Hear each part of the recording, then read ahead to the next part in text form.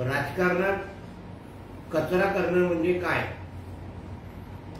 याचं उत्तम उदाहरण संजय निरुपम जे माजी शिवसैनिक आहेत, माजी दुपारच्या सामन्याचे संपादक आहेत आणि उद्धव ठाकरेजींचे अतिशय जवळचे जुने सहकारी आहेत.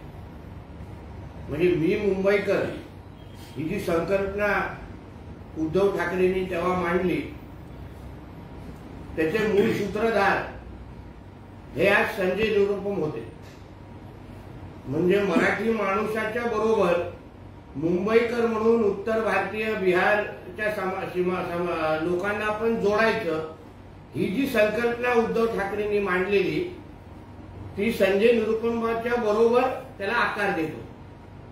आता ते संजय निरुपम जेव्हा उबाटाची लायकी काढतात ते तुमच्याकडे 23 माणसंही नाही. काल पण त्यांनी एका पत्रकार परिषदेमध्ये उबाटा एक पण सीट जिंकू शकत नाही महाराष्ट्रामध्ये असं जेव्हा ते सांगतात तेव्हा ते उद्धव ठाकरेची क्षमता चांगली ओळखून आहेत म्हणून सांगतात.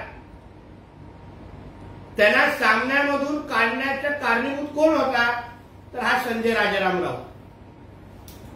बाळासाहेबांचे कान भरले आणि काड्या लावण्याची जी हे ती जुनी सवय आहे त्याच्यामुळे संजय निरुपमांना सामना सोडावा लागला. आणि आज तेच संजय निरुपम उद्धव ठाकरेची आणि संजय राजाराम राऊतची आणि उबाटाची लायकी काढताय ते बघून निश्चित पद्धतीने समाधान होतोय.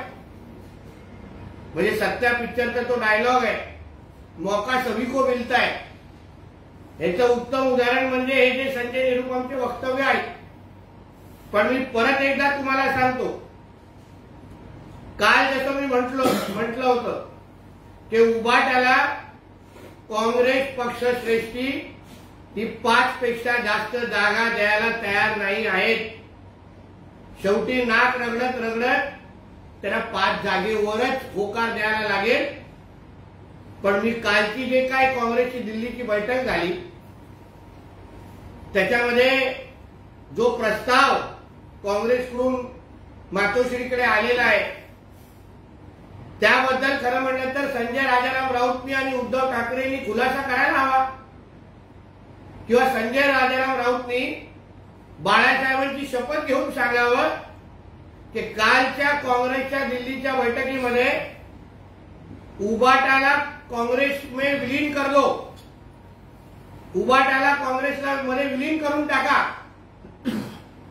असा प्रस्ताव दिल्लीवरून मातोश्रीवर आला आहे की नाही ह्याचं स्पष्टीकरण उद्धव ठाकरेंनी आणि त्याच्या कामगारांनी महाराष्ट्राला द्यावं. म्हणजे 5 सोडा उद्धव ठाकरेचे जे काही उमेदवार आहेत ते हाताच्या पंजावरच लढवणार अशी शक्यता तयार झालेली आहे. म्हणून त्याबद्दल संजय राजाराम राऊतनी स्पष्ट सांगावं की तुम्हाला काँग्रेस दृष्टीकडून असा विलिनीकरणाचा प्रस्ताव आला आहे की नाही. कारण का तुम्हाला काय 5च्या वरती जागा ते देत नाही. तुम्ही प्रकाश आंबेडकरजींबद्दल कितीही प्रेम दाखवा पण हयात मध्ये झालेल्या इंडी अलायन्सच्या बैठकीमध्ये प्रकाश आंबेडकरांचा जेव्हा विषय आला तेव्हा याच संजय राजाराम राऊतनी तेव्हा विषय उठून सांगितलं की तो विषय एवढा काही महत्वाचा नाही, त्याबद्दल आपण नंतर चर्चा करू. हे मला तिकडेच उपस्थित असलेल्या एका काँग्रेस आमदारांनी नेत्यांनी सांगितलेलं आहे. म्हणून एका बाजूला प्रकाश आंबेडकरांचे गोडवे गायचे आणि दुसऱ्या बाजूला इंडी अलायन्सच्या बैठकीमध्ये त्यांचा जेव्हा विषय येतो तेव्हा त्यांची इज्जत काढायची, त्यांना इज्जत द्यायची नाही. हे जे काय घाणेरडं धोरण या संजय राजाराम राऊतचं आहे काड्या लावण्याचं, आज तेव्हा संजय निरुपमला काड्या लावून त्याला सामन्यातून बाहेर काढला आज तो तुमचीच लायकी दाखवण्यासाठी तोंड उघडतायत. म्हणून भारतीय जनता पक्ष, एनडीए किंवा राम मंदिराचा कार्यक्रम हा भारतीय जनता पक्षाचा इव्हेंट आहे असा बोंबलणारा संजय राजाराम राऊत आणि त्याचा मालक तुला राम देवता असा मोठा शाप देणार आहे की महाराष्ट्राच्या राजकारणामध्ये उद्धव ठाकरेचं नावच मिटून जाईल. एवढं अशी परिस्थिती 2024ला दिसेल. धन्यवाद.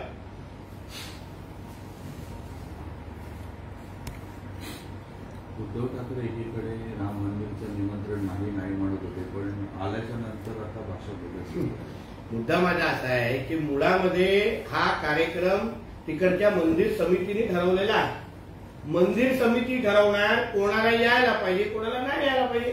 आता बीजेपीचा कार्यक्रम असता तर सोनिया गांधी मॅडमला कसं आमंत्रण गेलं, खरगेंना कसं आमंत्रण दिलं, तसंच उद्धव ठाकरे आणि पवार साहेबांना कसं आमंत्रण दिलं.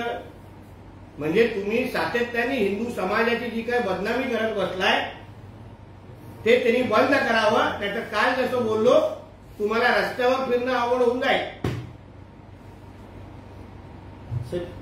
अमोल कोल्हे यांनी फडणवीस यांना टोला लावला आहे. मी पुन्हा येणार असं म्हणत 2.5 वर्षांनी यावं लागलं आणि आले तर तेही अर्ध यावं लागलं त्यांना. पैसे घेऊन संभाजी महाराजांची भूमिका करणाऱ्यांनी आदरणीय फडणवीस साहेबांवर बोलू नये. तू पहिलं शिरूर मतदारसंघामध्ये परत 2024ला खासदार म्हणून येणार आहेत का याची चिंता कर आणि मग फडणवीस साहेबांबद्दल बोलण्याची हिंमत कर. अमोल कोल्हे असंही म्हणतायत की मला वाघ खूप आवडतो, पण तो वाघ जेव्हा जंगलात असतो तेव्हा तो जंगलाचा राजा वाटतो आणि सर्कशीमध्ये जेव्हा रिंग मास्टर इशाऱ्यावर कसरे करतो तेव्हा काळजाला चरे पाडतात. अजित पवारांना त्यांनी नाव ज्या अजितदादांच्या आशीर्वादामध्ये या कोल्हेच्या पुढे खासदार हा शब्द लागलाय त्या अजितदादाला तू अजून जेवढे म्हणजे त्यांच्यावर तू बोलत बसशील तेवढंच माझी खासदार हे लावण्याची वेळ अजून लवकर येईल. म्हणून विठाला जागावं एवढंच त्याला सांगेल. शरद पवार राष्ट्रवादीचे अध्यक्ष जयंत पाटील यांनी भाजपवर एक निशाणा साधला आहे. महायुतीतील इतर पक्षांसाठी धोक्याची घंटा आहे. भाजप सोबत असलेल्यांना संपवतो, शिवसेनेचं तेच झालं आहे. आता मला वाटतं त्या विषयाबद्दल आमचे पक्षाचे अन्य प्रवक्ते बोलतील. तर जयंत पाटील आणि त्यांनी टीका केली आहे की आता राम मंदिराचा विषय गाजवला जात आहे. माझ्या मतदारसंघात मी आधीच राम मंदिर बांधलं आहे. गोपीनाथ मुंडे साहेब आमच्याकडे आले होते तेव्हा म्हणाले होते की आम्ही राम मंदिराच्या बाता करतो, तुम्ही प्रत्यक्षात राम मंदिर बांधले. परत सांगतो या विषयाबद्दल आमचे पक्षाचे अन्य प्रवक्ते बोलतील. गावागावात राम मंदिराचा कार्यक्रम एलईडीवर दाखवण्यात येणार आहे असं मुख्यमंत्र्यांनी वक्तव्य केलंय. त्यावर सुप्रिया सुळे असं म्हणतात की गावागावात अशा स्क्रीन लावणार तर याचा खर्च कोण करणार आणि कुठल्या ह्याच्यात निधी. आम्हाला हिंदू धर्मामध्ये आमच्या देवी देवतांचे कार्यक्रम लावण्यासाठीचा झालेला खर्च हा खर्च करणं हे आमच्यासाठी नशीब असतं. म्हणजे कुठेतरी आमच्यावर आई वडिलांची किंवा देवी देवतांची पुण्याई आहे म्हणून आम्हाला या खर्च करण्याची संधी भेटते. ते दाढी पुरवणाऱ्या लोकांना ते नाही कळणार, उशिरा कळेल. आणि त्यापेक्षा असंही म्हणतात ते की एवढ्या तळमळीने सुप्रियाताई लव जिहादचे समर्थन करतात, कधीतरी राम मंदिराचं समर्थन केलं ना तर आम्हालाही बरं वाटेल. ते असंही म्हणाले की त्यापेक्षा ऑनलाईन मीटिंग घेऊन राज्यातले दुष्काळाचे प्रश्न सोडवावेत तर ती श्रीरामप्रभूंची मोठी सेवा होईल. ह्या दुष्काळाचे प्रश्न सोडवावे, शेतकऱ्याचे प्रश्न हे सल्ले त्याला तरी उद्धव ठाकरेंना तेव्हा दिले असते ना तर आज अशी अवस्था झाली नसती दोन्ही पक्षाची. साहेब, आगामी लोकसभा निवडणुकीच्या जागा वाटपासंदर्भात गुरुवारी वर्षावर एक बैठक झाली असं म्हटलं जात आहे. यामध्ये मुख्यमंत्री होते, उपमुख्यमंत्री होते आणि या संदर्भात भाजपकडून भाजप 24, शिंदे गट म्हणजे शिवसेना 14 आणि अजित पवार गटाला 10 जागा सोडण्यासंदर्भात चर्चा झाली असं समोर येतं. लोकशाही मराठी ऐका, पहा, जागरूक रहा.